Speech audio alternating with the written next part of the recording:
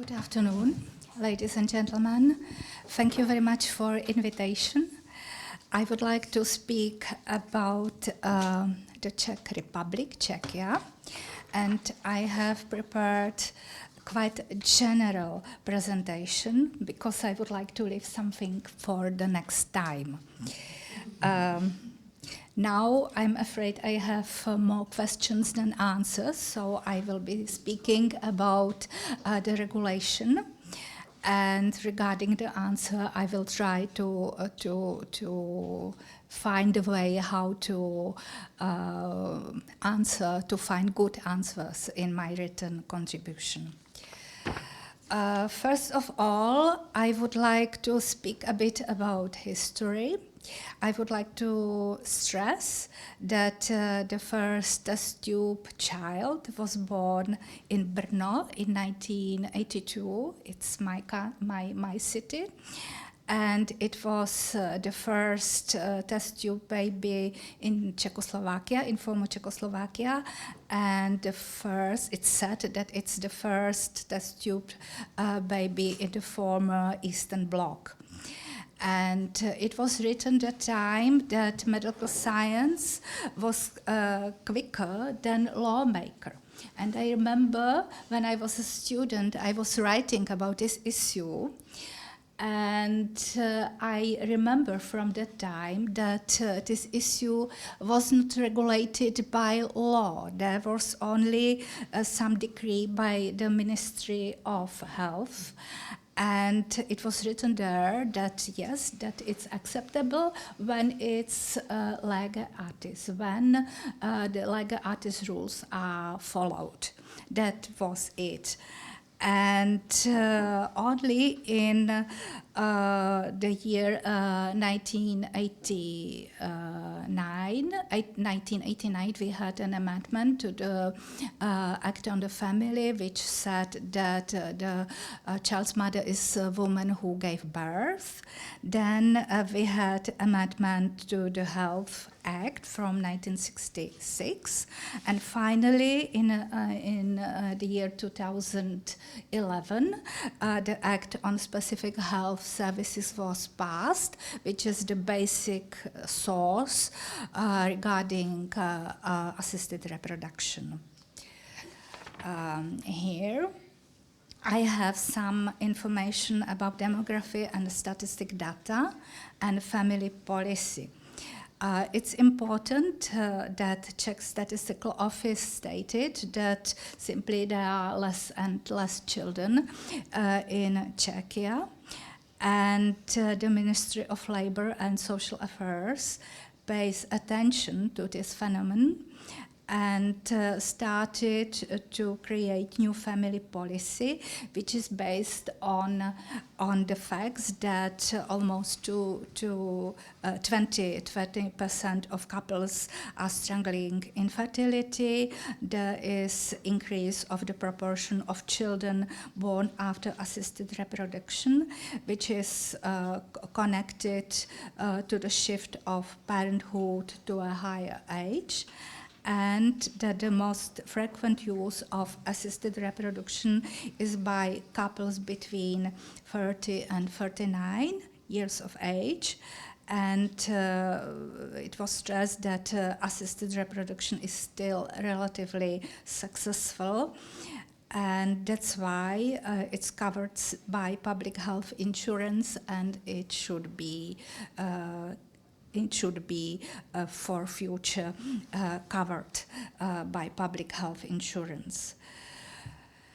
Here I have some numbers from the Czech Statistic Office. It was interesting for me to think why blue columns are higher, bigger than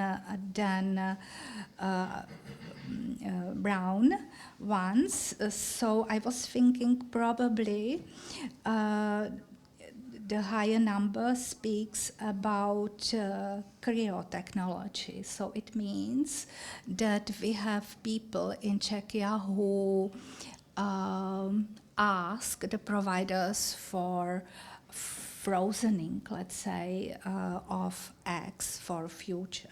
So otherwise, I wouldn't. I don't see another explanation for these numbers.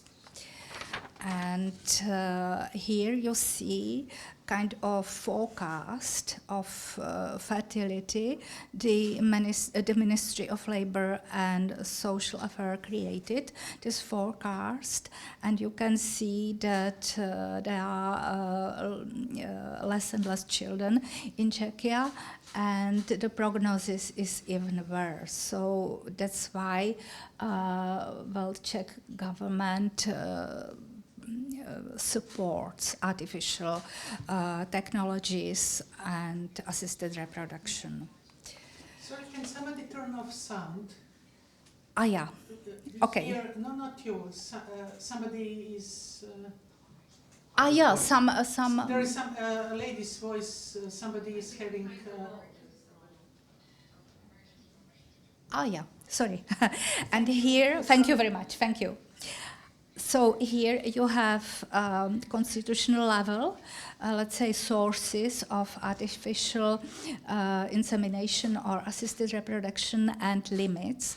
I'm not going to read the conventions, but I just would like to say that the Charter of Fundamental Rights and Freedoms, the inner charter, is in harmony, I would say, with this international background or level.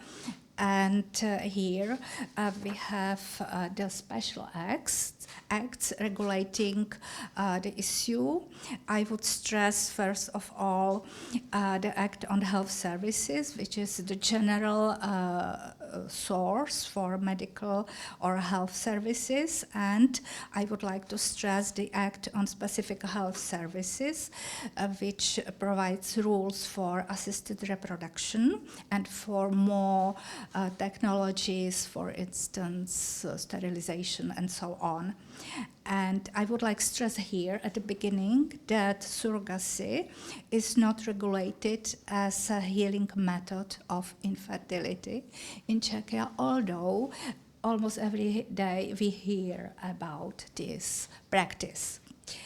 Of course, we have another acts here. You can see them. I'm not going to read the numbers. Just I would like to say that we have, in short, Human Tissues and Cell Acts and Human Embryonic Stem Cells Research Act. And beside this difficult topic, there are people who want children and they can't have them. Of course, there are people who could have children and they don't want them. So there is an act on abortion, and I would stress that both, I mean assisted reproduction and abortion are regulated quite liberal. So both are liberal concepts. And regarding the civil code, it's the basic source for affiliation. So I tell you more later on. Now, what about some key information about the concept of the assisted reproduction according to the special act? The basic concept is based on infertile couple. What does it mean? The couple can be married or not married, so de facto. It means that artificial insemination or in general assisted reproduction is not available, legally available for single women, for separated or divorced women, and for widowed women. It means for women after the death of their partners, although they previously agreed with assisted reproduction. There's even the case law by the the European Court of Human Rights, Pejřilová against the Czech Republic. So infertile couple is the key term. Then it's necessary to stress informed consent by both the intended parents, then anonymous donor, and mutual anonymity of the donor and the infertile couple. And of course, there are some specific conditions, other specific conditions and specific limits for implementation of art. And the law regulates who can be the provider and sanctions for bad practice, malpractice. So regarding the details, the assisted reproduction means methods and procedures involving the collections and manipulation of germ cells, the creation of a human embryo by fertilization of an egg with sperm outside the woman's body, the manipulation and storage of human embryos for assisted reproduction of the woman, namely for medical reasons in the treatment of her infertility or the infertility of a man. And it can be used for genetic testing as well. I would like to stress that assisted reproduction may be performed only on a woman under the age 49. Here I have some details, some conditions, positive and negative. Regarding positive conditions, the Act provides that assisted reproduction of a woman is a treatment of infertility, which is very important, and its introduction of sperm into the reproductive organs of a woman, or the transfer of a human embryo resulting from the fertilization. Negative conditions, assisted reproduction may not be performed on a woman who has a relationship to the man. So for instance, when it would be a brother or son or something like that. So only the close relationship is relevant. And very important condition, it's a written request. I would say it's a key requirement, key condition. This written request from a woman and a man, intended parents, must be given at the beginning. It must be informed consent. So the intended parents must be informed about all the conditions, results, risks, and so on and so on. And this request must not be older than 6 months. I would say that it's not very important. This 6 months doesn't play a very important role because the Act stresses that before each individual treatment, the consent must be repeated.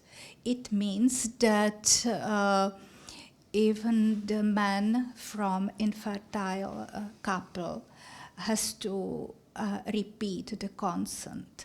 So what I want to say, the artificial insemination or assisted reproduction is not prohibited motus causa in cases of the death. It's not prohibited, but without the consent it can't be provided. And the Supreme Court of the Czech Republic, the Constitutional Court of the Czech Republic, and even the European Court of Human Rights supported this attitude. So I think it's quite well balanced at the moment. About anonymous donors, as I mentioned, or perhaps not directly. The assisted reproduction can be done both homologous and heterologous. And regarding anonymous donors, there are quite clear rules regarding the age. So the woman must be under 35 and the man must be under 40. We have no obligatory screening, unfortunately. And regarding the child's right to be informed, I must stress that a provider shall keep the information but only on the health status of the anonymous donor. And this information must be kept for 30 years. So question is if it's enough, but at least this is clear, only health status. And I would like to add that it was published that the donors are very often Czech women, 99%, and recipients of the acts are very often foreigners. So I ask myself if they ask for normal, regular assisted reproduction or for surrogacy. The Czech Republic is called to be a promise country for assisted reproduction, but there are no statistics. There are no statistics, so it's quite hidden, and I can't tell you about details, anything. Regarding the providers, the Act on Specific Health Services states that the provider can be any entity, but this entity has to have authorization, granted authorization. And very often these entities, these providers are connected with university hospitals. And at the moment we have about 50 providers in Czechia. Financing, quickly, this issue is regulated by the Act on Public Health Insurance. And it's quite complicated, but in short, 3 times in a life it's covered, and sometimes even 4 times. And I found information that one cycle costs about from 30 to 50,000 Czech crowns, and generally 1/3 of other costs are paid by the women themselves. And I would like to stress here that assisted reproduction is allowed till the age 49, but here you can see that by the Act on Public Health Insurance, simply the assisted reproduction is covered by public sources only till the age of 40.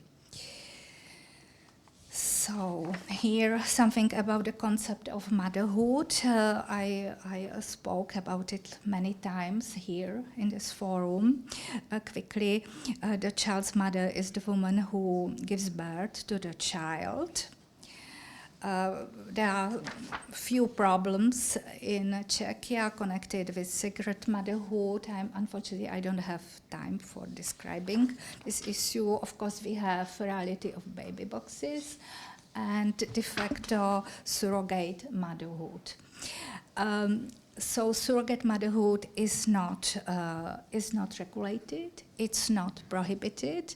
We have only one sentence, one article in the Civil Code, which was added to the Civil Code at the end of the preparation, and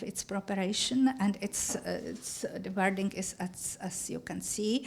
Adoption is excluded among persons related in direct line and between siblings. This does not apply in the case of surrogate motherhood.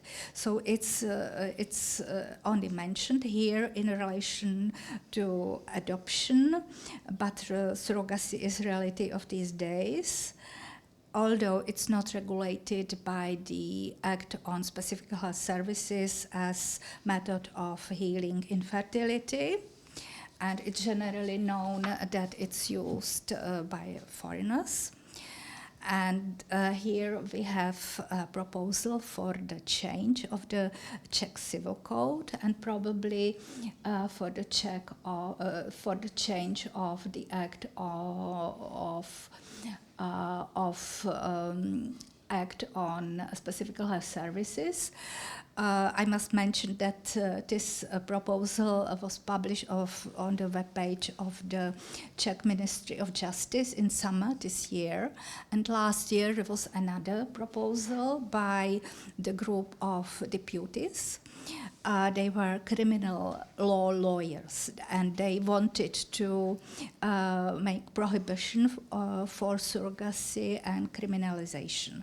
But here you have a proposal for surrogate motherhood. The argument is that it happens and it should be covered somehow, and the Ministry of Justice would like to base the issue on altruism.